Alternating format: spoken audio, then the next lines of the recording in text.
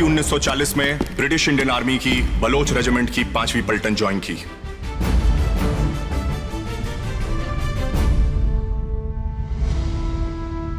हिंदुस्तानी सिपाहियों ने जापानीज का बहुत बहादुरी से मुकाबला किया और उन्हें जापानीज के हवाले कर दिया गया। हिंदुस्तान और अंग्रेजों के बीच एक धागा था, वो टूट गया। गद्दारी की कोई माफी नहीं होगी।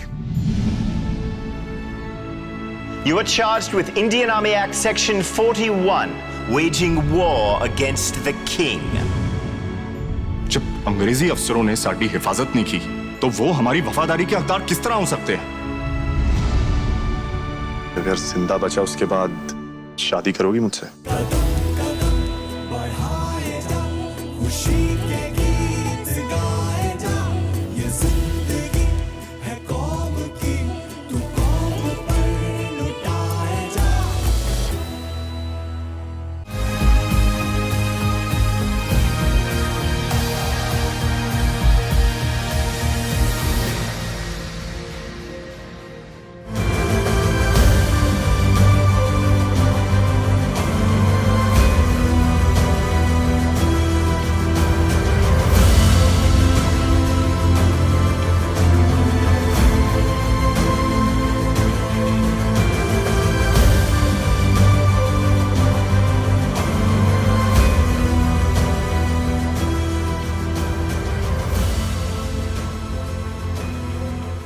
द्वितीय विश्व युद्ध के दौरान इंडियन इंडिपेंडेंस लीग ने आज़ाद हिंद फौज के साथ मिलकर बहुत महत्वपूर्ण भूमिका निभाई।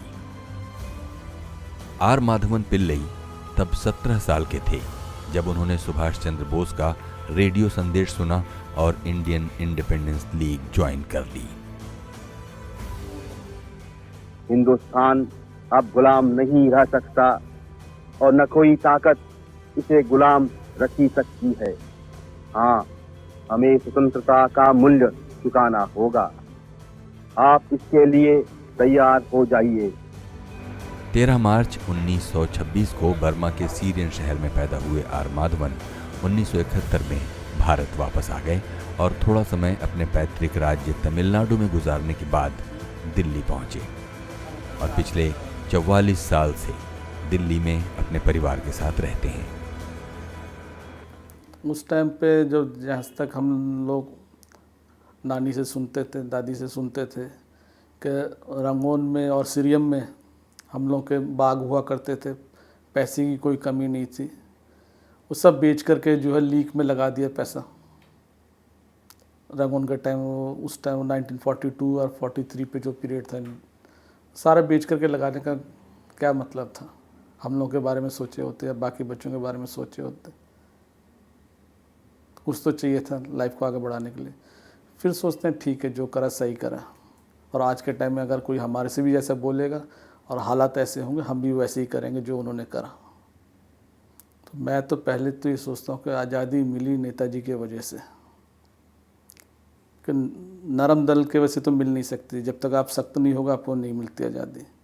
और वहाँ पे जो आज़ाद हिंद फौज ने जो काम करा है उसको देख करके अंग्रेज हिल गए थे कि और आगे तक हम राज नहीं कर पाएंगे हिंदुस्तान के अंदर।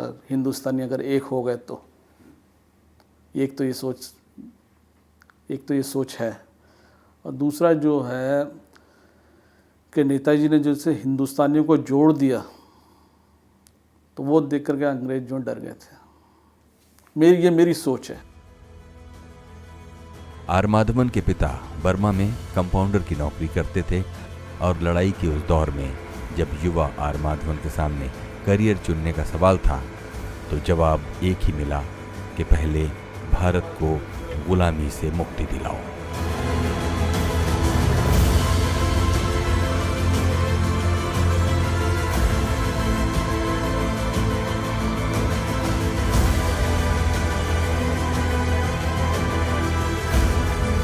इक्यानवे वर्षीय आर माधवन को आज़ाद हिंद फौज और इंडियन इंडिपेंडेंस लीग में गुजरा अपना जीवन इस तरह याद है जैसे वो कल की ही बात हो।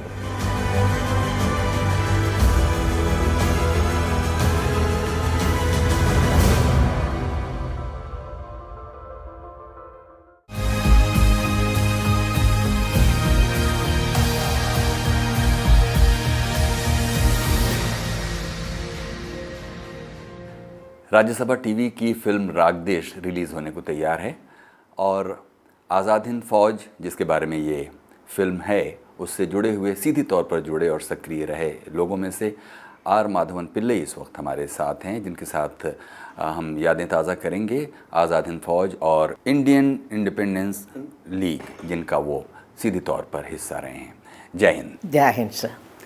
हमको बताइए माधवन जी कि आप इस लड़ाई का हिस्सा, आज़ादी की ये जो लड़ाई है इसका हिस्सा आप कब और कैसे बने? उस वक्त आप थे कहाँ पर? मैं तो बर्मा में थे।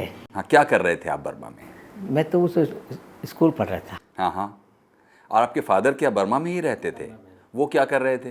वो तो हॉस्पिटल में वो कंपाउंडर था। अच्छा, हाँ हाँ। तब आपकी उम्र कितनी थी? 17 साल की उम्र में आपको किससे मुलाकात हुई और क्या वो हालात थे जिसमें आप आज़ादी की इस लड़ाई का हिस्सा बने? नेताजी का भाषण रेडियो पर सुन करके हाँ हाँ। तो बड़ा आनंद हुआ था। आज़ादी की लड़ाई में तो भाग लेना पड़ेगा, दुश्मन का भगा। क्या कह रहे थे नेताजी जो आपको बहुत अच्छा लगा? नेताजी ने हर एक हिंदुस्तानी से मांगता था उसको, आज़ादी तुम्हारा खून का कुर्बानी मांगती है, इसके दरवाजे पर तुमको सब कुछ निछावर करना होगा, अपनी जान, अपने औलाद, अपने अलरगज, सब कुछ तुमने अब तक सब कुछ दिया, सोने चांदी के खजाने, फटकते दिल फटकते बाजू, मगर आज़ादी के प्यास इतने में नहीं बुझती। आज देश का सिर चढ़ाने वाले पुजारियों की ज़रूरत है। नेताजी ने फिर कहा, आज़ादी की लड़ाई में फतेह के सुर की लहू की बूंदों से लिखी जाती है। मैं वादा करता हूँ कि तो मुझे खून दो, मैं आज़ादी दूंगा। ये नेताजी के लफ्ज़ है। तब आपने ये भाषण कहाँ सुना होगा? रेडियो में। रेडियो पर। फिर आपने क्या इरादा किया? मैंने फैसला कर दिया, नेताजी तो आएगा तब तो यहाँ भर्ती हो जाएगा, ज़रूर देश के लिए कुर्बानी करूँगा, मातृभूमि के लिए। तो कोई डर नहीं, कुछ नहीं है। आनंद से मैंने ज्वाइन किया था Indian independence league. Indian independence league. हाँ, इंडियन इंडिपेंडेंस लीग क्या थी? इंडियन इंडिपेंडेंस लीग है, उसका ड्यूटी है फंड कलेक्शन करना और रिक्रूट करना। उसमें कई डिपार्टमेंट है, National Bank of Finance, National Bank of Azad Hind, audit, Netaji fund committee, supply board, purchase board, revenue, women's department, recruitment and training centres, health and social worker, national planning, national agriculture and industry, intelligence, information, protection, technical, telecommunication, housing and transport, publicity and propaganda, newspaper and bulletin, radio stations at Rangoon and Bangkok, Singapore, Saigon, Tokyo, Rome, Berlin। इतनी जगह में था radio station था हमारा। और overseas education, labour, branches and organisation, इतने department, reconstruction, इतने department हमारा। मैं तो उसी में काम किया था, लीग में फंड कलेक्शन करना, रिक्रूट का काम किया था। लेकिन जब आप वहाँ पहुँचे इंडियन इंडिपेंडेंस लीग में ज्वाइन करने के लिए, तब आपकी मुलाकात किससे हुई सबसे पहले? तो हमारा लीग का प्रेसिडेंट से। हाँ हाँ। लीग में भी प्रेसिडेंट होता है ना। हाँ, वो कौन थे? उसका नाम था रामन पिल्लई करके, पिल्लई है। सेक्रेटरी का नाम जगन्नाथ है। हाँ, तो आप गए उनके पास और आपने कहा कि आप ज्वाइन करना चाहते हैं। वो थोड़ा हमारा रिश्तेदार लगता था। मैंने बोला, दादाजी मैं तो आपके साथ काम करने जा रहा हूँ लीग में, मेरे को ज्वाइन कर लो। कोई बात नहीं बेटा, आप कभी भी आ जाओ करके मैंने बोला। फिर मैंने ज्वाइन करके उसके साथ काम किया। पता आनंद हुआ। हर एक जगह में जाओ, फंड कलेक्शन करो और प्रचार करो और रिक्रूटिंग का काम भी कभी कभी रिक्रूटिंग में लग जाता, फंड कलेक्शन में लग जाता। उन्होंने कहाँ भेजता, वो चेयरमैन है, वही काम अपने करना। क्योंकि आपका काम फंड कलेक्शन का प्राइमरली ज़्यादा था, तो फंड कलेक्शन के क्या अनुभव थे, मतलब कैसे करते थे ये फंड कलेक्शन का काम? अब जा कर के एक एक एरिया में भाषण देता था हमारा चेयरमैन पहले जा कर के। उसके बाद में इतना बजे होता मीटिंग है, सब हिंदुस्तानी लोग आ जाता, तो उसको कितने दे सकते इतने वो दे देते थे। कितना देते थे? अमीर लोग है वो तो चेक काट कर दे देता, वो लोग लूले लंगड़े वो नहीं दे सकता, वो 2 रुपया भी दे देता था। ऐसा 1000 रुपया देने वाला भी, 2000 रुपया, 50,000 रुपया देने वाला भी, ऐसे महान भी था बर्मा में था पैसे वाले लोग का। एक अबीब साहब ने 7 लाख रुपया दिया था। क्या नाम बता रहे हैं? अबीब साहब करके हम लोग बुलाता था उसको, अबीब। और एक जियावड़ी में बड़ा ये फैक्ट्री था उसका, शुगर फैक्ट्री, उन्होंने भी बहुत धन मन संपत्ति सारा नीचा करके वो IN में भर्ती हो गया था। इनका क्या नाम बता रहे हैं? परमानंद। तो ये जो फंड कलेक्शन का जो काम आपका था, उसमें कितने लोग, मतलब किस किस तरह से कंट्रीब्यूट करते थे, पैसा देते थे, और क्या सोचकर पैसा? प्रचार करते वो जा कर के एरिया में वो लोग अपने जा कर के डोनेट किया था। हाँ, किसी का बात बहुत दूर है उसके घर में जा कर के हम लोग फंड कलेक्शन करता था, बहुत दूर जगह जा कर के, वो यहाँ नहीं आ सकता क्योंकि बात का है मामला है किसी एरिया में, इसलिए हम लोग वहीं से फंड कलेक्शन कर देता था। उस कौन से एरिया में जाते हैं वहाँ से हमारा लीक है 10 किलोमीटर का, 10 किलोमीटर वो लोग भी आ जाता था, सब मिल करके हम लोग फंड कलेक्ट करके आज़ाद हिंद बैंक में जाकर जमा करना पड़ता था। आज़ाद हिंद बैंक था कोई? National Azad Hind bank, national Azad Hind bank Rangoon. कितना तक पैसा आपको याद आता है कि इकट्ठा हो गया होगा? हमारा ये डिस्ट्रिक्ट का है, कम से कम है 3 करोड़ रुपया हमारा लोग दिया था, छोटे से लेकर बड़े तक 3 करोड़। फिर इस पैसे का आप लोग करते क्या थे? हम लोग कुछ नहीं, वो आज़ाद हिंद बैंक में हवाला करने पड़ता है सारे। तो वो क्या करेगा, वो जा कर के नेताजी का क्या करना है, किसके क्या करना, वो लोग वो उसे डिस्ट्रीब्यूट हो जाता। हम लोग सिर्फ कलेक्ट करके वो जाकर जमा करना, वहाँ से वो लोग करेगा, डायरेक्टर वगैरह नेताजी का क्या क्या ज़रूरत पड़ता है वही पैसा उसी काम में लगता है। युद्ध के लिए, आर्मी के लिए दवाई चाहिए तो वहाँ से वो पैसा मिल जाएगा, यूनिफॉर्म के लिए, खाना के लिए, तनख्वाह के लिए आज़ाद हिंद बैंक से सारा पैसा वहाँ से मिल जाता है लोग आर्मी वाले। हमारा ड्यूटी कलेक्शन करना, जमा करना, बस। हम नहीं रख सकते पैसा हमारा ऑफिस में, फ़ौरन उसको जाकर जमा कर देना। तो ये किस सन की बात होगी जब आप एक्टिव हो गए थे? 1943। ये रासबिहारी बोस उन्होंने भी आया था लीग का प्रचार करने के लिए, मैंने उसी टाइम से भी उसका भाषण भी सुना था। कुछ मैंने अभी बताया ना मेरा तो दादा करके, उससे बोल करके हमने ज्वाइन किया था। मेरा उम्र तो 17 साल था।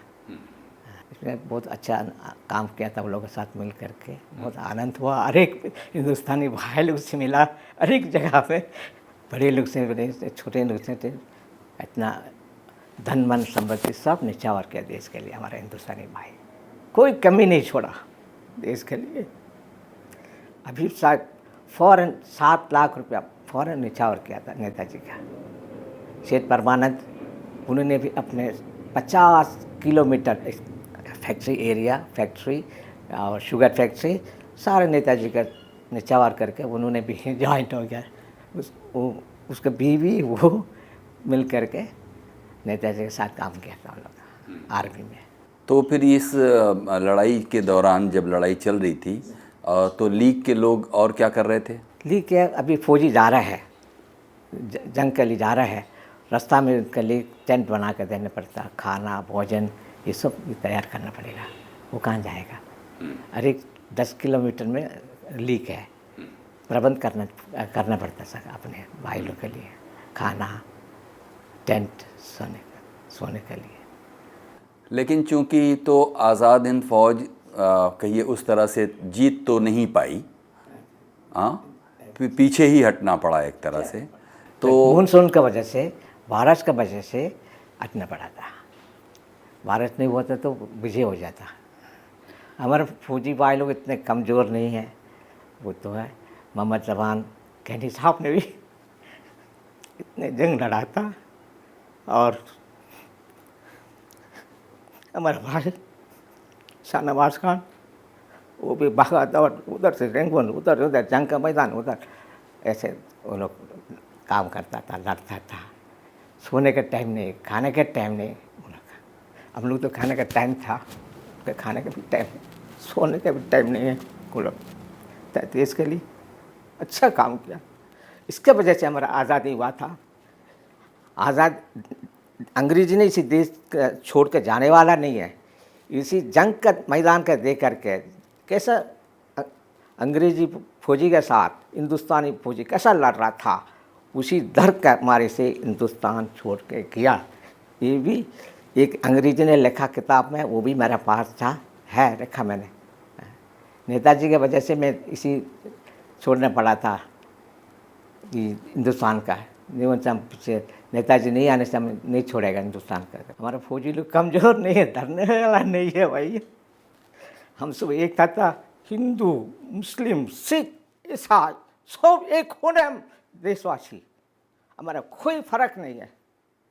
हम हिंदुस्तान, हम हिंदुस्तान, जय हिंद हमारा नारा। नेताजी ने कहा था करो मरो, देश के लिए निछावर करो, ये लफ्ज़ उन्होंने किया। चलो दिल्ली, ये नारा उसका है। और उसका गाना था, कदम कदम बढ़ाया जा, खुशी के गीत गाया जा, ये जिंदगी ये कौम की तो कौम पे लुटाया जा।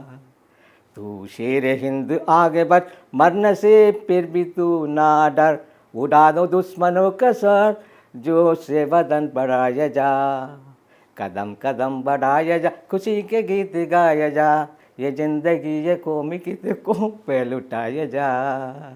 तेरी हिम्मत बढ़ती रहे, खुदा तेरा सुनता रहे, जो सामने पड़े तेरे तो खाक में मिलाया जा। कदम कदम बढ़ाया जा, खुशी के गीत गाया जा, ये जिंदगी ये कौम की तो कौम पे लुटाया जा। चलो दिल्ली पुकार के, कौमी निशान संभाल के, लाल किले पे गाट के लहराया जा, लहराया जा। कदम कदम बढ़ाया जा, खुशी के गीत गाया जा, ये जिंदगी ये कौम की तो कौम पे लुटाया जा। जय हिंद। अच्छा लगा। ये है हमारा गाना सिपाहियों का। हमारे में कोई फर्क, आजकल के देश के अंदर में फर्क हो रहा है? ये वो ये है, ये नफरत बिल्कुल हमारा मन नहीं है। एक ही खून हम हिंदुस्तान नीलू का, अभी वो नहीं है। क्यों नहीं है आप लोग बोलो, किस बात के लिए? हम सोचा था हमारा ज़माना में कैसा एरिया ऐसे होगा हिंदुस्तान करके, वो ख्वाब नहीं मिला मेरा।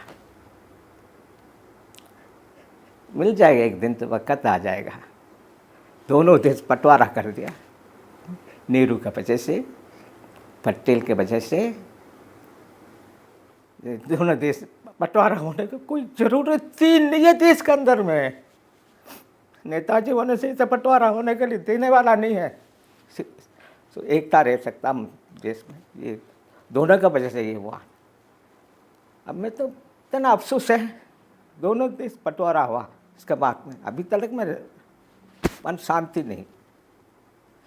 दोनों देश हम एकता रहेगा तो अंग्रेज क्या कर सकता, अमेरिकन क्या करेगा? अभी लड़ाई कर रहा है वो कोरिया के साथ, दोनों भाई कर, और इराक ईरान में भी ऐसा ये खेल खेल रहे, वो खेल नहीं कर सकता हम।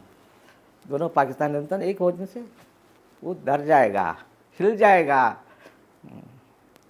वो ज़माना इंशाल्लाह एक दिन आएगा जरूर, ख्वाब है। दोनों भाई दोनों देश एक होगा। जर्मनी दोनों एक हो गया, मैं भी जर्मन देश में काम किया था कुछ दिन, इसके बाद दोनों भाई लोग एक था हो गया यूनिफिकेशन। मैंने सोचा था हमारे देश में कब होएगा, इंशाल्लाह जल्दी से जल्दी हो जाओ। तो कुछ सपना ढूंढ रहे खुदा से, सब चीज़ अच्छा हो जाएगा, देश बनेगा एकता। और एक गाना था आजकल, जन गण मन, ये नहीं गया, बताऊँ? हाँ ज़रूर, जो कौमी तराना। सुबह सुख चैन की बरखा बरसे, भारत बाखे जागा, पंजाब सिंध गुजरात मराठा द्राविड़ उत्कल बंगा, संचल सागर विंध्य हिमालय नीला जमुना गंगा, तेरे नित्य गुण गाए तुझसे जीवन पाए, शब्दन पाए आशा, सूरज बनकर जग पर चमके भारत नाम सुबाहा, जय हो जय हो जय हो, जय जय जय जय हो भारत नाम सुबाहा। सबके दिल में प्रीत बसाए तेरी मीठी बानी, हर सुबह के रहने वाले हर मज़हब के प्राणी, सब भेद और फर्क मिटा के गूंजे प्रेम की माला, सुबह सवेरे पंख पकेर तेरी गुन गाए, बात भरी भरपूर हवाए जीवन में रित लाए, सब मिलकर हिंद पुकारे, सब मिलकर हिंद पुकारे, प्यारा देश हमारा। 75 साल हो गया मेरे भाईजान, अभी थोड़ा इतना याद है ये करके, तो गलती भी हो मेरे भाई लोग, मैं माफ़ी जाता हूँ। नहीं, बहुत अच्छी याददाश्त है आपकी, बहुत, बिल्कुल सब कुछ तो आपको याद है। फिर लेकिन ये बताइए कि नेताजी ने ये जो अपनी सरकार जो बनाई, उस प्रोविजनल गवर्नमेंट, हाँ, वो क्या, क्यों, कैसे हुआ, वो सरकार बनाने का क्या मतलब है? सरकार होने से तो हम विजेता कर सकते हैं, हमको नव देश ने ये किया था, रिकॉग्नाइज किया। विदेश के कितने लोग हैं, लोग नव देश का है, उन लोग हमने ये किया था, रिकॉग्नाइज। अच्छा, अपने ये सरकार अपने हिंदुस्तान का सरकार है, विदेश का सरकार नहीं। विदेश में जाकर के हिंदुस्तानी जाकर के सरकार बनाया था, मामूली नहीं है, दूसरे देश में जाकर के, वह दूसरे देश में जाकर के सरकार बना के, वह तब फौजी सब चीज़ रख कर के 2 डिवीज़न, हाँ, आसान नहीं है। उसी देश ने उनके नेताजी का सपोर्ट किया था, बर्मा वाले जनरल आउंग सान, उन्होंने, आप लोग क्या करना चाहता हो, फ्रीडम से करो, आपका कोई नहीं, अपने देश का माफी करते। नेताजी को जनरल आउंग सान है। नेताजी आने के बाद पर तो बड़ा खुश हो गया था हमारे बाहर के हिंदुस्तानी लोग। अच्छा, फिर हम ये देखते हैं कि उसी जो सरकार का ये एक कॉइन आपने हमको दिखाया, जो इस पर लिखा है आरजी हुकूमत आज़ाद हिंद, हाँ, है ना, वही लिखा। हाँ, तो और इस पर कुछ एक लिखा हुआ, ये एक क्या? ये 1 रुपया जी। अच्छा, ये सरकार कितने दिन चली होगी? अप टू 1945 अप्रैल 24 तक। इसके बाद वो छोड़ना पड़ा, नेताजी ने छोड़ बात चलेगा अप्रैल 24 में 1945 में। उस टाइम में आज़ाद हिंद फौज था रंगून में, वो मेजर जनरल उसका नाम था A.D. Loganathan, major general. British ने रिकैप्चर किया था रंगून बर्मा को मई 5 को।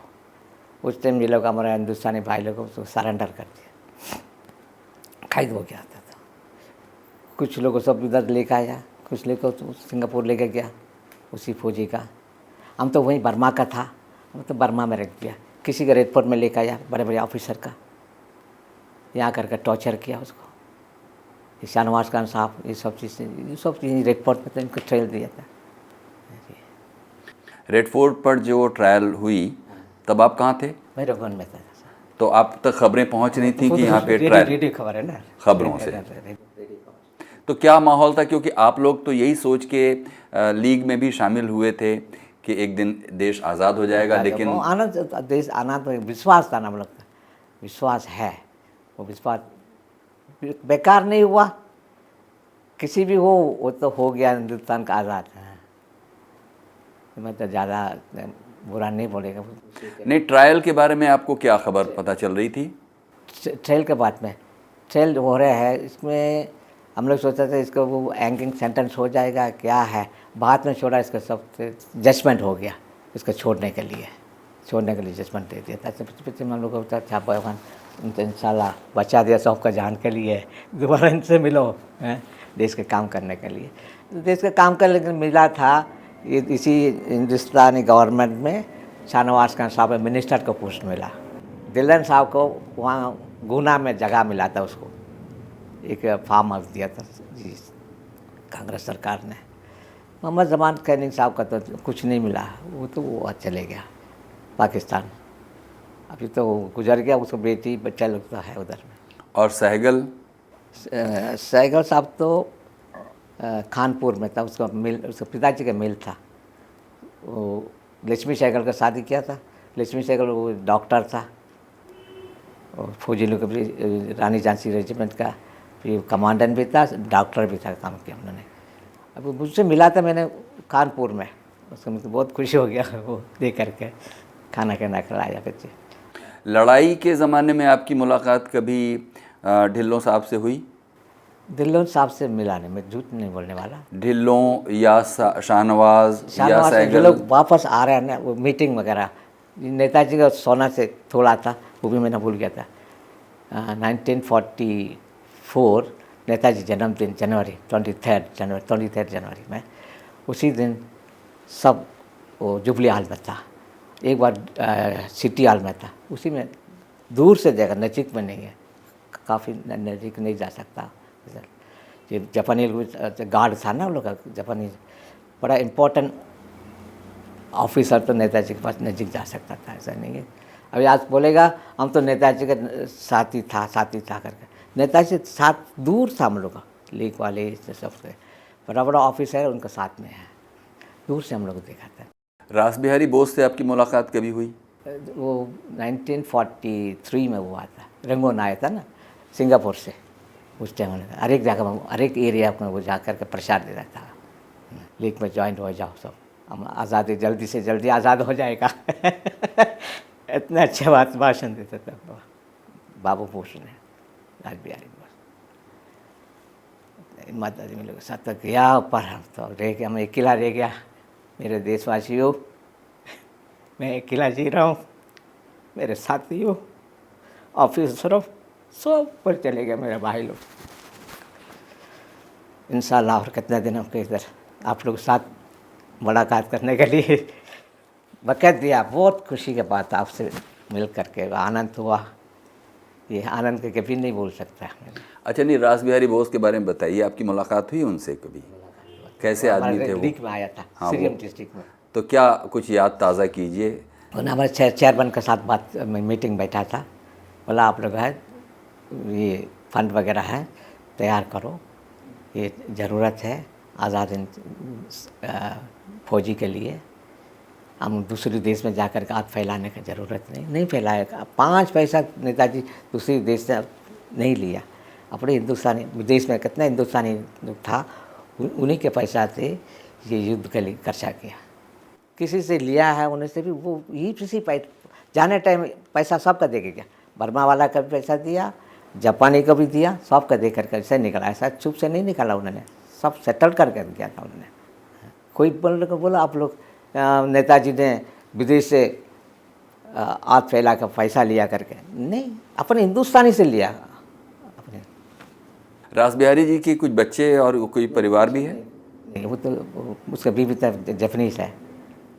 हाँ, एक लड़का था, हाँ अभी याद आ गया, उसका एक लड़का था, जापान में लड़ाई हो रही ब्रिटिश और जापान के साथ, लड़ाई होते होते लोगों को सोचा कि इसको कैसा कराना, वो एक आवाज़ पानी का जहाज था, बिरे की तोप से मारने से भी वो नहीं टूटेगा, उसको क्या क्या राज बिहारी के बच्चे लोग सुनो बात का, इतना हिम्मत वाले लड़का था, वो पायलट भी था।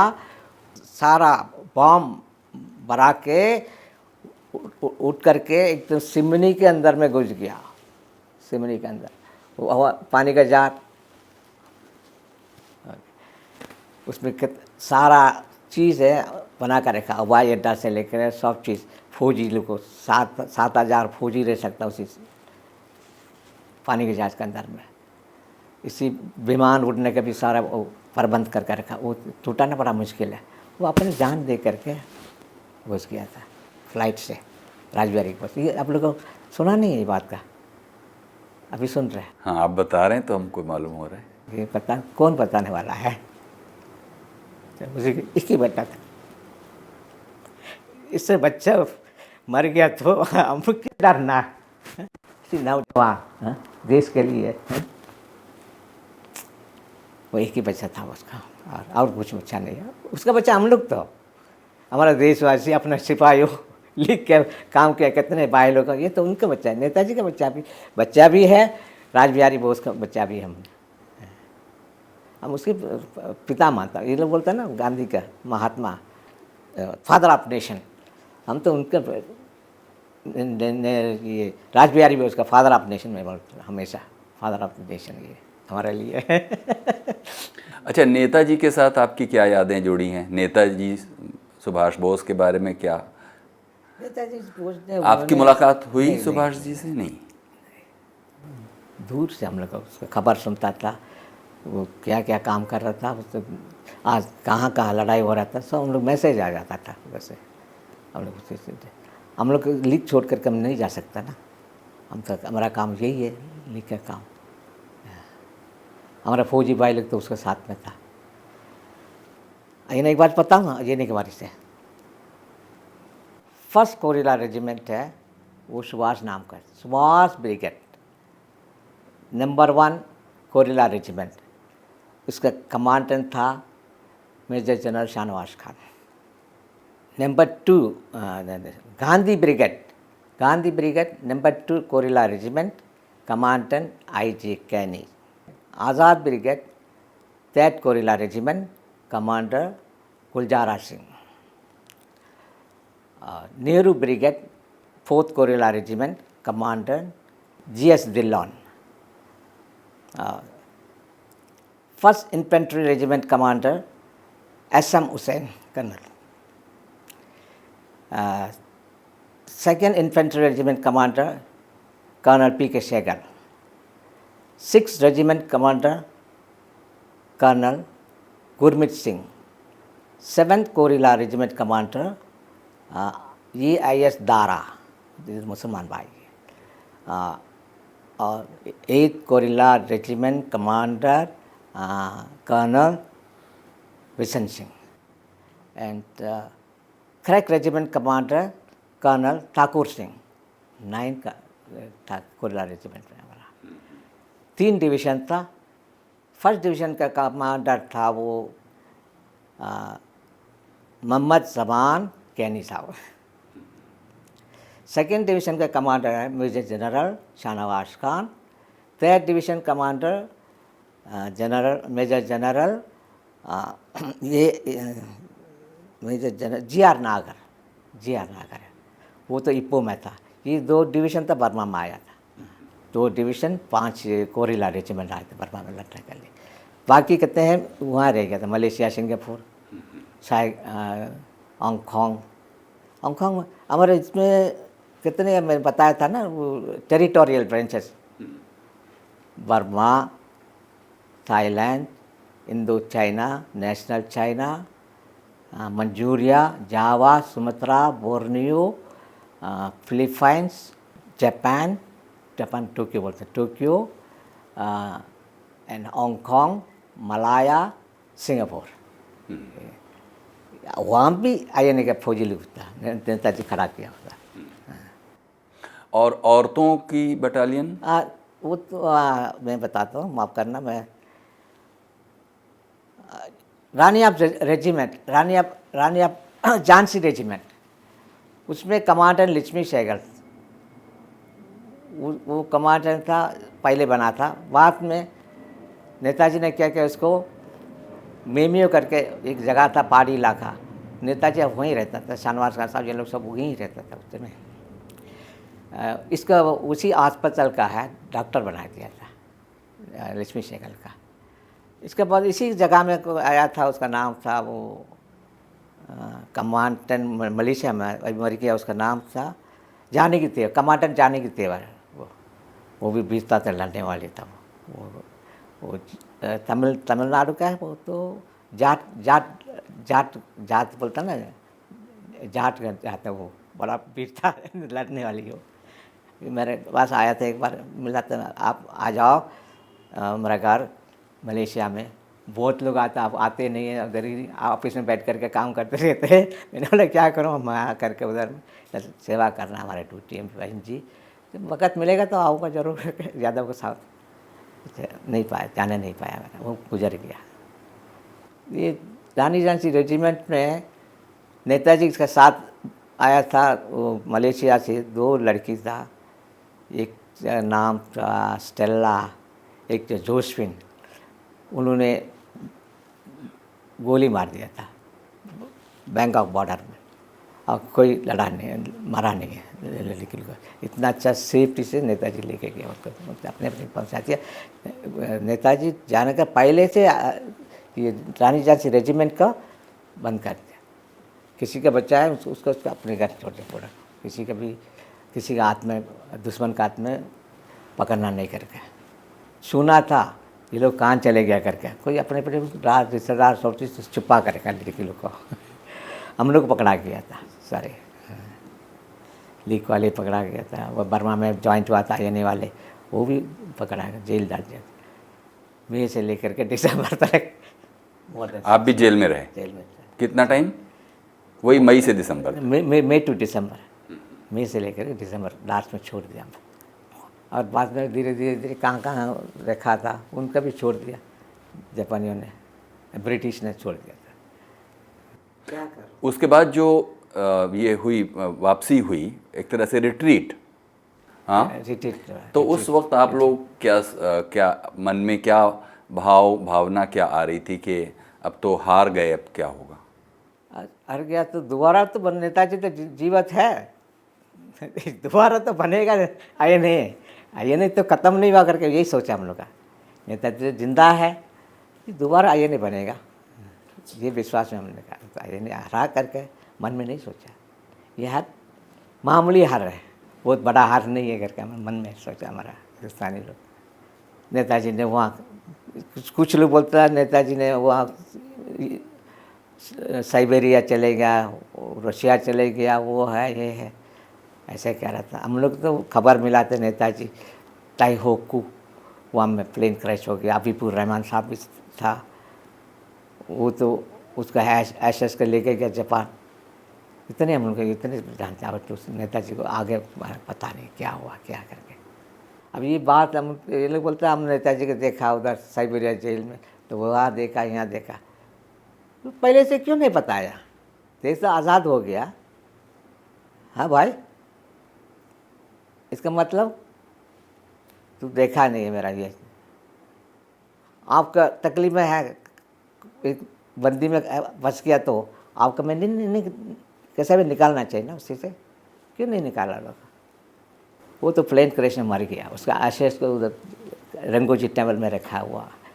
ये अबीपुर रहमान वो क्या झूठ बोलेगा? मुसलमान कभी झूठ नहीं बोलेगा,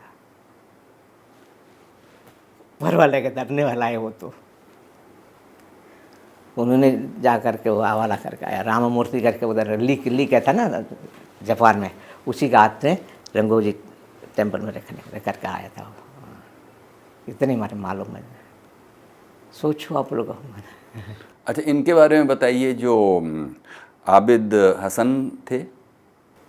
हसन तो वो इंजीनियर था जर्मन में, अबीद आसन ज़ाफ़रानी फुल नेम, अबीद आसन ज़ाफ़रानी। वो भी जंग लड़ा बर्मा में, ज़ाफ़रानी साहब भी, वो आंध्रा का रहने वाला। ये तो अबीपुर रहमान साहब तो कश्मीरी है, वो तो नेताजी के साथ हमेशा रहता था। वो नेताजी का ATC भी है और सेक्रेटरी भी है, हर एक काम करते हैं। तो वीरता आदमी लोग हैं, कोई कमजोरी नहीं है हमारा ऑफिसर हो। अभी देखो क्या है, अभी आ रहे हैं चाइना वाले हैं, देखो क्या कर रहे हैं लोग सीमा माँ करके। ये सब देखने के लिए भगवान ने दिया उम्र, और कुछ क्या होगा वो भी देख के जाऊँगा। तो देश में आप देखते हैं कि बहुत आपस में लड़ाई झगड़े, धर्म के नाम पर, जाति के नाम पर, ये सब जब आप देखते हैं तो फिर कैसा आपको मन में आता है? मेरे को तो बहुत अफसोस लग रहा है, मेरे को क्यों इसे हो रहा है। हमारे ज़माना में तो ये सब नहीं है, हम सब एक है, एक भाईचारा है। हम हमारे कोई लड़ाई झगड़ा नहीं है। ये मुसलमान है, ये सिख है, ये ईसाई है, कोई भेदभाव नहीं है हमारा। हम सब एकता से काम किया, एकता से देश के लिए लड़ा, एकता से हम आनंद से जिया। अब क्या करो, नेताजी तो हम तो छोड़ के चले गया था, हम कुछ नहीं कर सकता था। हमारा नेता अभी देखने में ये अभी प्रधानमंत्री आया, कुछ काम कर रहा है, देश के लिए हित कर रहे हैं। नेताजी का कंपेयर तो कर नहीं सकता है, ये भी तो काम कर रहे हैं। देखो आगे क्या है, क्या हो रहा है। आगे आने वाला जनरेशन है, ये लोग का देश का हकदार यही है, देश का हकदार है बच्चा। आगे अच्छा रहेगा, अच्छा से ये मन का भावना सही रहेगा तो, एकता रहेगा तो देश आगे बढ़ेगा। अच्छा, तो हम आपको ये बताना चाहते हैं कि जो हम लोगों का टीवी चैनल है राज्यसभा टीवी, वो INA के बारे में और ये जो रेड फोर्ट ट्रायल्स हैं उसके बारे में फिल्म एक बनाया है। फिल्म का नाम है राग देश, जिसमें ये बताया गया है कि कैसे ये जो 3 लोग थे जिनका ट्रायल हुआ, वो क्या क्या उनका स्ट्रगल, क्या कैसे वो लड़े, INA का क्या रोल था उसमें, लक्ष्मी सहगल क्या कर रही थी, और फिर कैसे कैसे वो ट्रायल हुआ, और ट्रायल के बाद कैसे उनको फिर छोड़ दिया गया, उनको फ्री कर दिया गया। जब हम ये बात आपको बता रहे हैं तो आपको क्या ये इसको सुनकर कैसा लग रहा है? देखो जी, मैंने इसी दिलन साहब से मिला था। दिलन साहब भी इसी मीटिंग में आए थे ना, 3 आदमी रानी झांसी रेजिमेंट में एक बड़ा मीटिंग हुआ था, रेडफोर्ट में गया था। दिलन साहब बताया, मेरे को इधर नीचे रखा, शाहनवाज खान का, PK शेखर, सब अंडरग्राउंड में उसी में लिया, अंधेरा जगह में। वो भी मेरे को बताया था, बहुत टॉर्चर भी दिया उन लोग। ये लोग आवाज़ दे देता, जय हिंद जय हिंद। तिलन साहब बता रहा था, दुश्मन से बात, दुश्मन का बात को नहीं मानता उन्हें, गाली भी दे देता, गाली भी दिया करके बता रहा था अंग्रेजी का। मरने का कोई डरने वाला नहीं है ना, रेड फोर्ट में चलेगा, कहीं भी चले जाओ, है? उसको बात को नहीं, सर नहीं नीचे किया, सर कभी भी नीचे किया ब्रिटिश का। मारो, हमारा सीना में मारना था, मारो तो हिम्मत से, ऐसा सीना फाड़ कर देने वाला था हमारा INA का। कोई कमज़ोर नहीं है। पीछे उनका सब छोड़ दिया था ना, तीनों का भी छोड़ दिया। उस टाइम साहब बता रहा था, बहुत वकील लोग किया था, सापुर साहब वगैरह सब चीज़ जा करके उसी लॉ पॉइंट को टुटा दिया था। लॉ पॉइंट को टुटाने के बाद अंग्रेज कुछ नहीं कर सकता था, सब बाहर आ गया। सापुर साहब भी बहुत अच्छा वकील, माना हुआ वकील है। और भुलाभाई देसाई वो गुजरात का रहने, मेरे ख्याल में तो। हाँ, गुजरात का वो अच्छा था, अच्छा ट्रायल में अच्छा काम किया उन लोगों ने, नहीं फंस जाना करके सब को निकाल दिया। हाँ, लॉ पॉइंट का टूटाने का भी तो अक्ल होना चाहिए ना, मामूली नहीं है। रानी झांसी का तो अभी दिल्ली में तो कोई नहीं, एक ही है, ममता जी और आशा सहाय। आशा करके वो कहाँ रहती है मेरे ख्याल? मालवीय नगर में। कभी मैंने देखा नहीं उसका ऑफिस में, हमारे ऑफिस में आया नहीं। अच्छा, हम लोग मिल के आए हैं। अच्छा। आनंद सहाय की बेटी। अच्छा, आनंद साहब का बेटे, आनंद मोहन साहब सर। आनंद मोहन साहब भी रेडफोर्ड में ट्रेल हुआ था। तो अभी मैंने कुछ याद है, इतने पता है मेरा भाई। हाँ, इस पर गलती भी हो वो मैं माफ़ी चाहता हूँ। गलती में नहीं हो सकता मेरा, मैं बिल्कुल, हाँ, मेरा गलती नहीं हो सकता। इतना तो रात तो है खोपड़ी में इंशाल्लाह देखे रखा हुआ रखा। ये जय हिंद का जो नारा था, ये कहाँ से सुनते हैं? आबिद हसन ने वही जो पनडुब्बी में बैठकर बताया, कुछ दिया? वो जर्मन से। हाँ, नेताजी ने वो लेजेंड बनाया ना, जर्मन लेजेंड, हिंदुस्तानी फौजी वहाँ खरीदी हो गया था यूरोप में, वो सबको वहाँ वो बनाया था INA वगैरह, वहाँ से है जय हिंद शुरू हुआ, जर्मनी से। नेताजी ने वहाँ बनाया 1942 में लेजेंड, बर्लिन में। लेजेंड क्या? मेरे को मैं भी अंग्रेजी इतने पढ़े लिखे नहीं है, उसका लिखते लेजेंड, इंडियन लेजेंड। वो भी इधर आया था, वो आकर फंक्शन वगैरह ले, श्रद्धालु बहुत काफ़ी था उसमें, फंक्शन में लिया उन लोग। लेजेंड होता है, जर्मन लेजेंड। मैंने यहाँ काम किया था ऑल इंडिया INA कमेटी में, 88 से लेकर के बिना तनख्वाह से मैंने काम किया, बंदों तलक। मैं भी और मेरे दोस्त था, वो क्या नाम था, बेल बहादुर, तीनों। और वो हरिराम वगैरह सब पैसा लेता था, सब काम करता। मैंने तो पैसा नहीं लिया, 5 पैसा अपने खर्चा से ज़्यादा खर्चे से आ रहा हूँ। क्यों? कुछ बोलेगा तुमको पैसा कहाँ से, पेंशन मिल रहा है, मैं क्यों ऑफिस से पैसा लूँ? बस पास फ्री है जी, रेलवे का फ्री है, सब चीज़ सुविधा मिल रहा था, हम क्यों ऑफिस में तनख्वाह लो? और दूसरे लोग लेता था, बाकी लोग, हम दोनों नहीं लिया।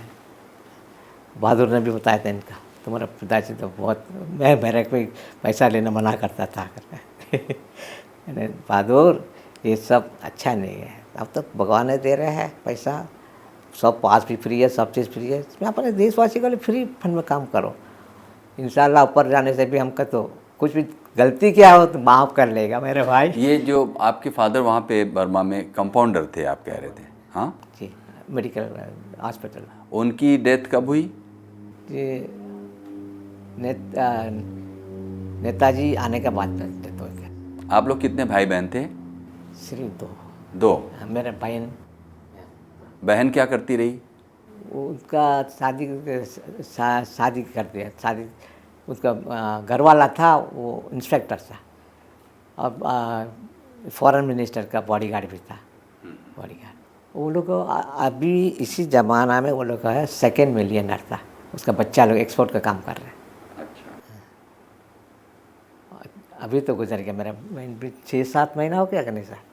अच्छा, अगर आप इसमें लीग में नहीं अगर आते तो क्या करते वहाँ पर? लीग में आते तो क्या करना, काम तो मिलेगा नहीं है, युद्ध का टाइम है, घर पर रहना पड़ेगा। इससे भला है अपने देश के लिए काम करो। मेरे पिताजी भी खुश हो गया था।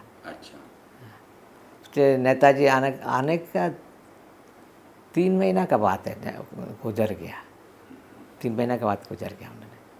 फिर आप कब तक रहे वहाँ रंगून में? 1971 तक। 71 तक। तब तक क्या करते रहे फिर आप? मैंने जर्मन एम्बेसी में सर्विस करता था। जर्मन डेमोक्रेटिक रिपब्लिक का दोनों पार्टीशन हुआ था ना, वो युद्ध का टाइम। वो नौकरी आपने कब ज्वाइन की थी? मैंने 1960 में।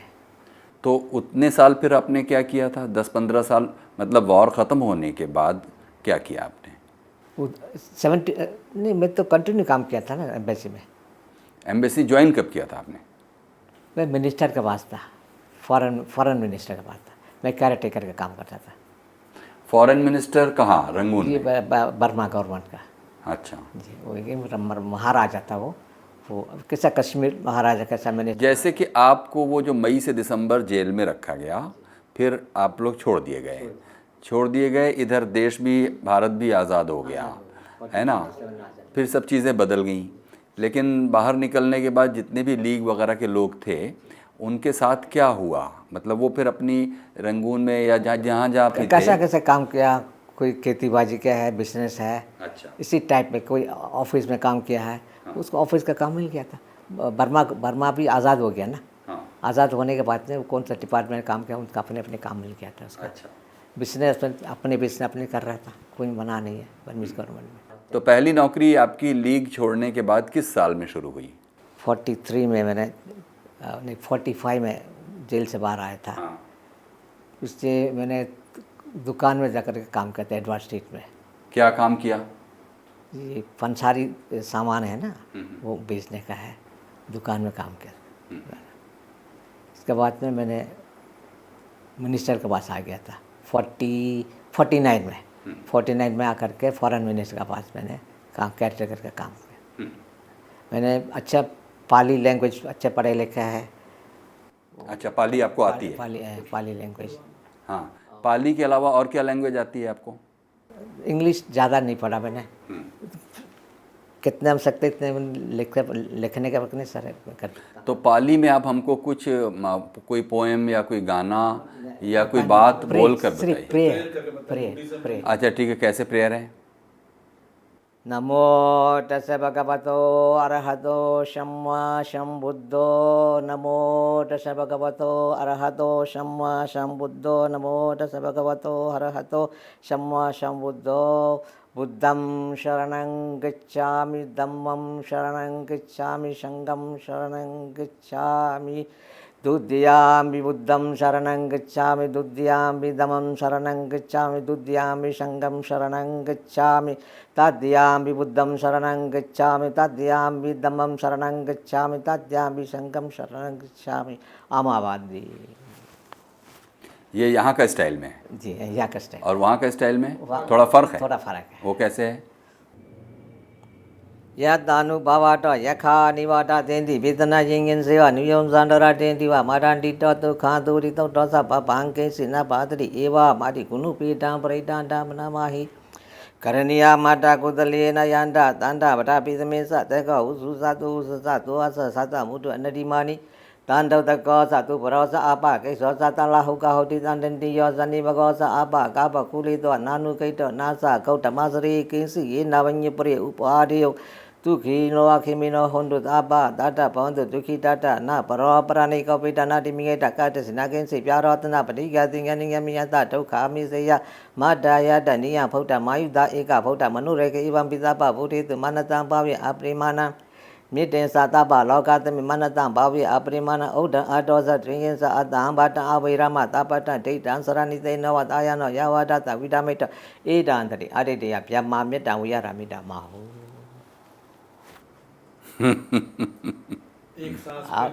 इंशाल्लाह से मैं बोलता हूँ बिस्मिल्लाहिर्रहमानिर्रहीम ला इलाहा इल्लल्लाह मुहम्मद रसूलुल्लाह या खुदा या अल्लाह।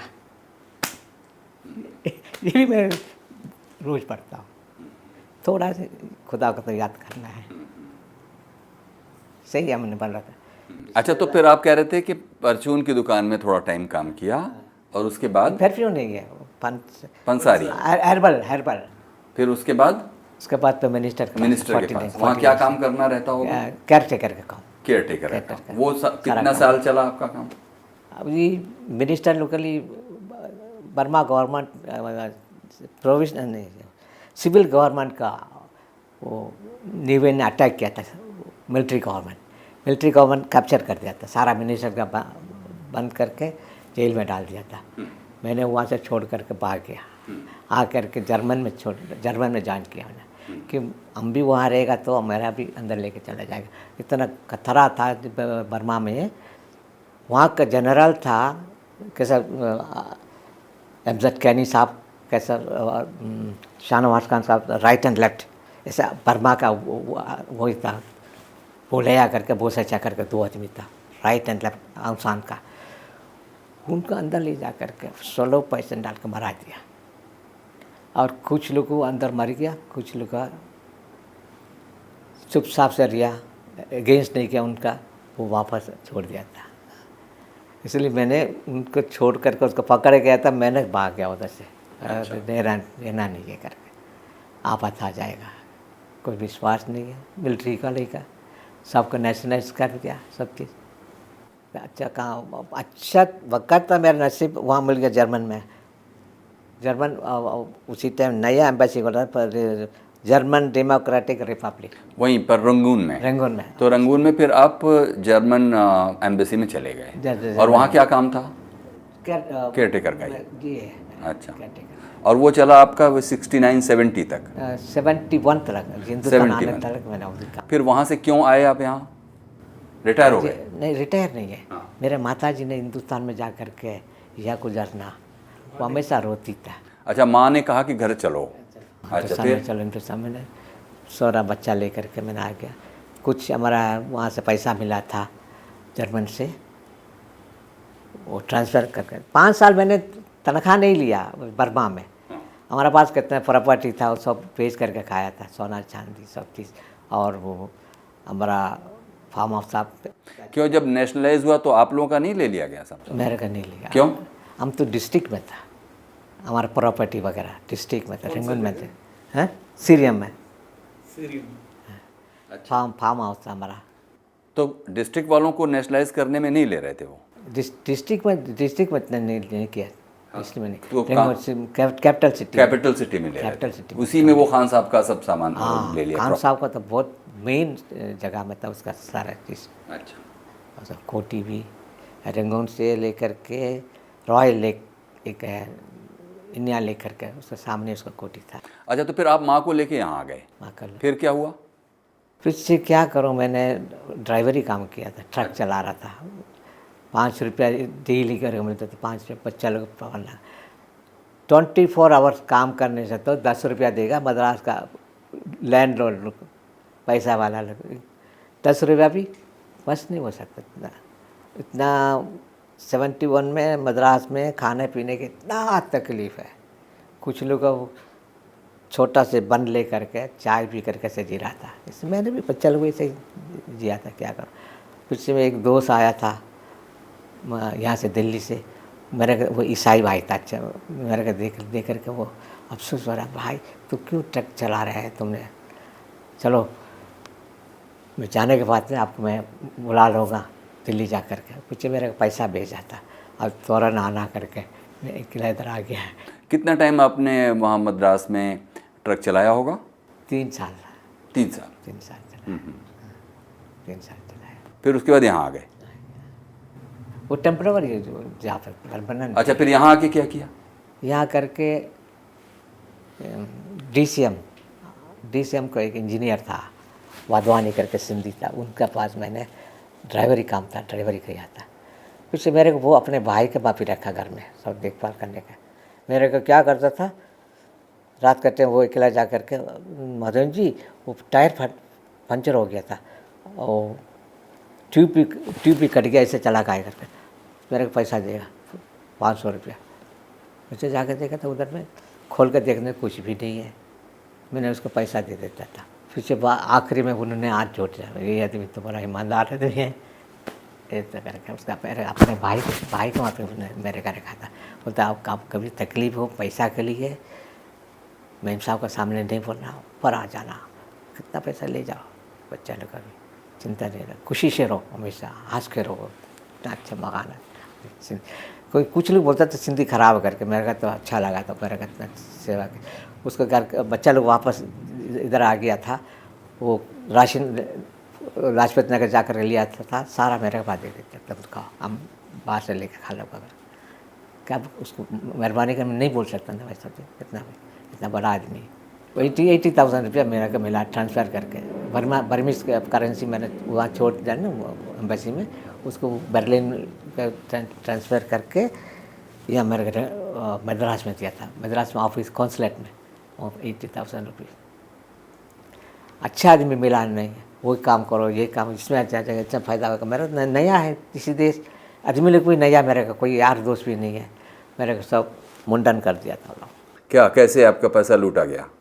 बिजनेस में, बिजनेस का। क्या बिजनेस? टिम्बर बिजनेस और ट्रक का बिजनेस, ऐसे इसमें बहुत हेराफेरी कर दिया था। मन टूट गया, कहता बोलता भाई साहब बच्चा लोग 4 दिन हो गया खाना नहीं खाया, अब हम कैसा रह सकता, हमारे पास तो साल दिया पैसा है, हमारा बच्चा कमा पीता है, वो भी दुख है, दे देता वापस। ये दिल्ली की बात कर रहे हैं आप? नहीं, मद्रास का बात है। जो 3 साल आपके मद्रास में गुजरे, मद्रास उसमें बहुत आपको मुंडन किया गया मुंडन आपका, किया था। हाँ? फिर वहां सब आप अपना लुटा के आ गए दिल्ली। दिल्ली आ गया, और दिल्ली आके ये आने के बाद DCM वाले आनंद- में अभी आनंद से जी रहा हूँ। फिर ये DCM वाले के साथ लगे। अच्छा। कितना टाइम ये DCM वाले में? 1 साल। बस 1 साल। 1 साल वो साथ में वो ईरान चले गया था। वो ईरान चला गया, आप यहीं रह गए। तो परिवार का वो मेरे पास हवाला करके गया, मैं उसका बच्चा सबको मैंने कंट्रोल में रखा। पीछे मैंने लेटर भेजा था, आप परिवार के साथ आ जाना, आपका काम इधर है कंपनी में, आपका अच्छा ओवर टाइम मिलेगा, सब मिलेगा। तो मैंने सोचा एक देश को छोड़ करके इधर आया, अपने देश को छोड़ कर दूसरा जगह जाना अच्छा नहीं, माफ़ करना साहब, मैं इधर ही रह जाऊँगा। पीछे वो चले गए, उसका परिवार सब चले गए। पीछे उसी टाइम मेरे का ये ऊपर वाला का मेहरबानी है, फ़ौरन मेरे का काम मिल गया। मैं जाकर देखा था उधर में एम्बेसी में, यहाँ का चौकीदार लोग वगैरह, मैंने बोला फलाना साहब से मिलना है, जर्मनी एम्बेसी में। बोलता नहीं, इधर कोई नहीं जा सकता। अच्छा, मैंने सोचा था कैसा करूँ, फिर टेलीफोन डायरी ले करके मैंने देखा, फलाना 3 साहब मेरा साथ रहा था बर्मा में। उसके घर में 3:30 बजे जाकर मैंने खड़ा था, वो ऑफिस 3:30 बजे बंद हो जाता था। अच्छा, मेरे को देखकर बड़ा खुश हो गया, बोला अभी 3 साहब वहाँ मद्रास में रिया, अभी इधर आ गया साहब, क्या कर रहे थे? कुछ नहीं है, अभी आपको देखने के लिए। कोई बात नहीं, कल ऑफिस आ जाना। जाए तो एप्लीकेशन फिल करके सब काम मिल गया मेरा का, ड्राइवर पोस्ट मेरा।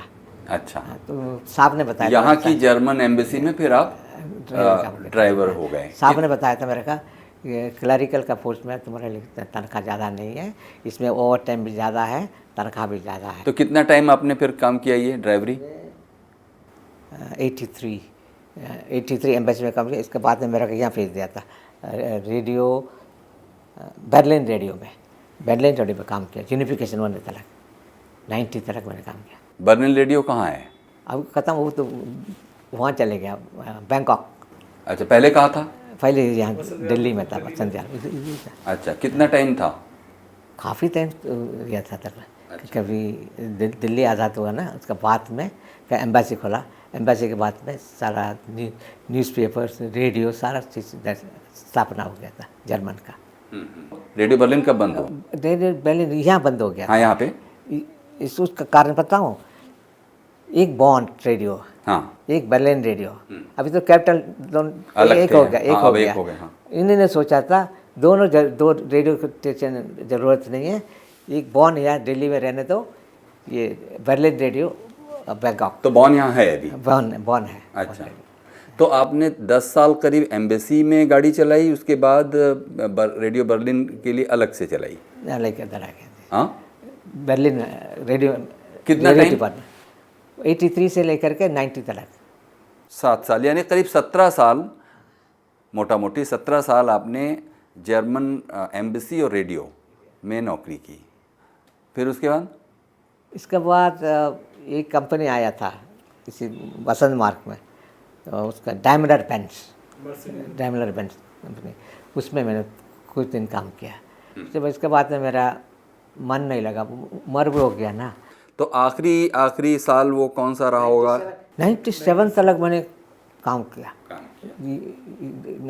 90 के बाद में यूनिफिकेशन होने के बाद में इधर कंपनी आया था, कंपनी में 97 तक। इसके बाद में मेरा काम नहीं कर सकता। हाँ, साहब बोलता तुम तो अभी भी काम कर सकता, मिस्टर माधवन क्यों छोड़ रहे हैं? साहब बच्चा लोग को गुस्सा कर रहे हैं, मर हो गया, घर बैठो, बच्चा लोग मना करे, साहब माफ़ करना। मैं कहीं काम करने से भी उसी काम को अपने काम करके करता हूँ, फ़र्क नहीं करता जी। ओवर टाइम जब नहा दो, ये सब खाने के लिए ऊपर वाले दे रहे पास है, क्या करना। अच्छा, जब लीग में आप काम करते थे तब कितना पैसा आप लेते थे? हम बिना पैसा से काम, लीग वाले लोग का हमारे लिए कोई नहीं, फ्री फंड है, काम सर्विस है, फ्री सर्विस है सारे का। आर्मी के लिए 16 रुपये तनख्वाह था, रानी झांसी रेजिमेंट का 16 रुपये तनख्वाह था, हमारे लिए फ्री है। और उसमें खाने पीने का कम नहीं है, युद्ध होने टाइम हमारे पास सब सामान लोग है। पैसा भी लूले लंगड़े तलक है ना, औरत के पास पैसा नहीं तो वो भी अपने कान का खोल करके वो नेताजी का फंड के लिए। धन मन सब अपने कोई नाराज से नहीं दिया, अपने मन खुशी से दिया, निछावर क्या देशवासी को। ऐसा देशवासी दोबारा भी हिंदुस्तान में पैदा हो, ये ऊपर वाला की मेहरबानी है। कोई कमी नहीं छोड़ा। फौजी लोग जा रहे थे, उसका खाना तैयार हो जाएगा, इतना बजे सब टेंट तैयार हो जाएगा उन लोग सोने का, लेने का। बहुत दूर है ना रंगून से, कम से सीमा पहुंचने में। अच्छा, रंगून की बात आती है बार बार, तो मुझको एक चीज़ याद आती है, वो है कि गाना है एक, तो आपको याद होगा गाना, फिल्म का गाना, कि मेरे पिया गए रंगून, किया है वहाँ से टेलीफोन, तुम्हारी याद सताती है। तो क्या रंगून बहुत से लोग उस ज़माने में नौकरी करने इसमें जाया करते थे? अच्छा क्वेश्चन आपका। हाँ, यही बताइए। रंगून है, ये बर्मीज कुछ भी नहीं है लोग का, ये तो ट्राइब्स है। कितना बिजनेस है, कितने ऑफिस में काम करने वाले थे उस टाइम में, सारा हमारे हिंदुस्तानी भाई लोग का। पैसा वाले भी था, उनसे भी बर्मीज से भी पैसा वाले ज़्यादा था हमारे हिंदुस्तानी लोग का। प्रॉपर्टी भी हमारा सारा ज़्यादा था उधर में। ये कितना बर्मीज है, सब चीज़ उल्ली साइड में रहता था। रंगून के कैपिटल के अंदर में सारा हमारा हिंदुस्तानी लोग का मेजॉरिटी। चाइनीज़ भी वो भी मेजॉरिटी, पैसा वाला भी है वो लोग। और चाइनीज़ और हिंदुस्तानी कोई हम लोग का दुश्मन नहीं है, मिलजुल कर रहता था उधर में, भाई बहन कमा के। फिर आपकी माँ का कब वो डेथ हुई? यहाँ 1974। अच्छा, 74। वो मरने के 3 महीने के बाद मैं दिल्ली आ गया, फिर उनकी वहाँ, फिर आप मद्रास से यहाँ आ गए। मद्रास से आ गया था। यानी डेथ उनकी वहीं अपनी ज़मीन पर हुई जहाँ उनकी हाँ इच्छा जी, थी। हाँ, हाँ? उसी के आप जो वहाँ से पैसे वगैरह लाए, वो पैसे आपने अपनी जर्मन एम्बेसी वाली नौकरी के ज़माने में कमाए थे, या फिर आपके फादर की भी? नहीं, किसी के नहीं पैसा जान। ये हमारा तनख्वाह था बर्मा में लेने का। मैंने एम्बेसडर को बोल दिया था, बर्मीज गवर्नमेंट हिंदुस्तान आने वाले के, कितना अमीर भी हो, कुछ भी हिंदुस्तान जाने वाले के 15 रुपया इंडियन करेंसी दे रहा था। 15 रुपया से कोई खा सकता है, ज़रा बच्चा पाल सकता है। तो मैंने सोचा था क्या करूं, पासपोर्ट भी बन गया, ये बच्चा को ले जाना कैसा जीगा इसको। फिर एक दिन मैंने एम्बेसडर से पूछा, साहब अब आपसे बात करना चाहता हूँ, आप गुस्सा तो नहीं करना, हमारा मुसीबत क्या है बोलने से, अब यहाँ से जाने वाले का कोई सोना भी नहीं ले जा सकता, पैसा भी नहीं ले जा सकता हिंदुस्तान के लिए। हम चाहता हूँ हमारा तनख्वाह नहीं चाहिए, हमारा तनख्वाह का वहाँ से रोक दो जर्मन का, अब उसी डॉलर का आप यहाँ ट्रांसफ़र करके दे रहे हैं, बर्मीज में नहीं बना करके, उसी जर्मन डॉलर का हिंदुस्तान बैंक में ट्रांसफ़र कर रहा था। कोई तकलीफ नहीं, आसान है। तो उन्होंने सोचा अच्छा मैं नेक्स्ट वीक में बता देता हूँ तुमको खबर। फिर नेक्स्ट वीक उन्होंने बताया तो डिमांड किया, वो सब पूरा हो गया। अच्छा। 5 साल मैंने पैसा नहीं लिया। हमारे पास पैसा था ना, अपने बाप का पैसा था उधर, वो सबको उधर जमा करके रखा, उसको सोना चांदी सबको बेच करके खा लिया। कोई तकलीफ नहीं था उस टाइम। कौन से ज़िले में? शिवगंगा डिस्ट्रिक्ट। शिवगंगा में? शिवगंगा डिस्ट्रिक्ट। अच्छा, कितनी ज़मीन थी? 1000 एकड़। जब मैंने कलेक्टर ने बोला आप चले जाओ, मेहरबानी करके आपका मार देगा लोग, तो मैं चुपचाप से आ गया। अपने घर एक था मद्रास में, घर बना कर रखा था, उसको बेच करके मैंने गया था उधर में। दादाजी का ज़मीन मिल जाएगा आसान से, उठा कर दे देगा ईमानदार लोग करके। वो ज़मीन को खत्म हो गया। वो ज़मीन आज देने से 3-4 करोड़ मिल जाता था मेरे का। 20,000 में बेचा था उस टाइम में। दादा आपके क्या करते थे? दादा तो खेती लैंडलॉर्ड था। लैंडलॉर्ड था। किसका बात लैंड ज़्यादा लैंड है उसको तो जमींदार नहीं हम लोग का, लैंडलॉर्ड था। लूट के खा लिया, क्या करूं, देगा ऊपर वाला देगा। हुआ है कहीं 25 इस तरफ नहीं तो इस तरफ तो दे देगा। लेकिन कुछ ये हुआ तो यही कि जिस आज़ादी के लिए आप लोग लड़ रहे थे, वो आज़ाद भारत में आने के बाद कोई आपको उधर से लूट रहा है, कोई उधर से लूट रहा है, यही तो मतलब लूट का राज फिर हुआ। आज़ादी, हाँ, ये इधर आने के बाद मेरे को ट्रेनिंग मिला, मेरे भाई में तो अपने भाई लोग है, भाईचारा है। हाँ, मेरे को तो अच्छा रास्ता बताएगा करके, अच्छा रास्ता नहीं कोई नहीं बताया, बताया नहीं। वो भी नहीं सोचा इनके इतना बच्चा है, इनका नुकसान हो जाएगा तो ये मर जाएगा, वो भी लोग सोचा नहीं। बस आमाजाम कर लो उसका। हाँ? जाकर पूछने से तुमने पैसा दिया, मैंने लिया, तुम जल्दीबाजी मत करो, कपड़ा का तुम है ना बूशस में डाल दिया तो किसी का तो कपड़ा फट जाएगा ना, ऐसा ही साफ है। तो मैंने मुझे क्या एक आदमी से होता है, वो देने का राजी नहीं है भैया, वो उसका मतलब यही है। ऐसे बोलते थे वो लोग। कहा तो मैंने समझ गया सच्चाई नहीं है। मैं डरने वाला नहीं बेटा, सच्चाई कम है इधर में। ईमानदार बहुत ईमानदार ज़्यादा से ज़्यादा रहेगा, 40% हो सकता, 60% है आपका बेईमानी करेगा, उसका बेईमानी करेगा, लूट मार करके ऐसे अपने ऊपर जाने के लिए सोचता है, कुर्सी सीट का। हाँ? तो फिर अब बिल्कुल हम आखिर में आपसे पूछते हैं कि 17 साल की उम्र में जब आपने ये सोचा होगा नेताजी के भाषण को सुनने के बाद रेडियो पर कि हम अपनी ज़िंदगी इस देश की आज़ादी के लिए दे देंगे, फिर क्या हुआ? तो जो आज़ादी मिली और जैसा जहाँ हम पहुँचे हैं अभी, जैसा देश है, उसको सबको देखकर आपको क्या एहसास है? उसी टाइम इतने लड़ाई का बीच में हम लोग को बम्बाट में हम तो आनंद से था।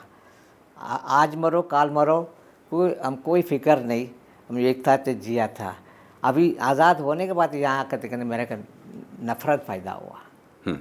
ये नफ़रत है, ये हिंदू है, ये मुसलमान है, ये सिख है, ये ईसाई है, ये नफ़रत बिल्कुल देश के अंदर में नहीं होना चाहिए। सब एकता होना चाहिए। ये उनका धर्म वो फॉलो करो, इनका धर्म ये फॉलो करो। नेताजी ने किसी का भी रोका नहीं है। आप जा कर के हुआ नमाज़ पढ़ो, आप कहाँ जाना, राम का पुजारी है, राम का पास जा पूजा करो, ईसाई है ईसाई का, किसी का मना नहीं है। फ्रीडम से जिया था हमने कहा, वही फ्रीडम अभी नहीं है भाई, नहीं वो फ्रीडम नहीं है।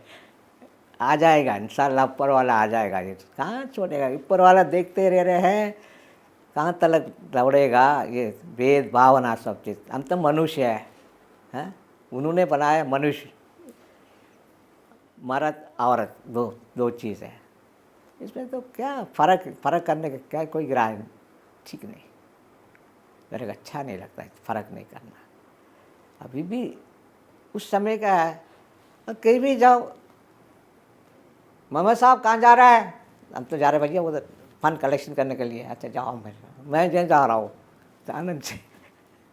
ऐसा खुशी से बात करने का, एक से एक से बात करने का नफरत हो रहे लोग का, कसम से। मैं झूठ नहीं बोल रहा मेरा मैं भी रिसर्च करता हूँ कितना दूर तक जा रहे ये फ़र्क।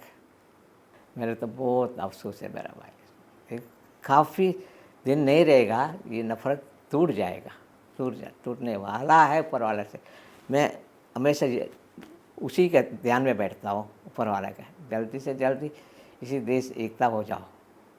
अब मरने के पहले एकता हो जाओ, देखे जाऊँगा करके। ज़रूर, ये ज़रूर होगा। आपका बहुत बहुत शुक्रिया आर माधवन, आपने हमारे लिए इतना वक्त दिया, बहुत शुक्रिया। ये थे आर माधवन, जो कि इंडियन इंडिपेंडेंस लीग के साथ जुड़े रहे और आज़ाद हिंद फौज की लड़ाई के दौरान बहुत महत्वपूर्ण भूमिका में थे।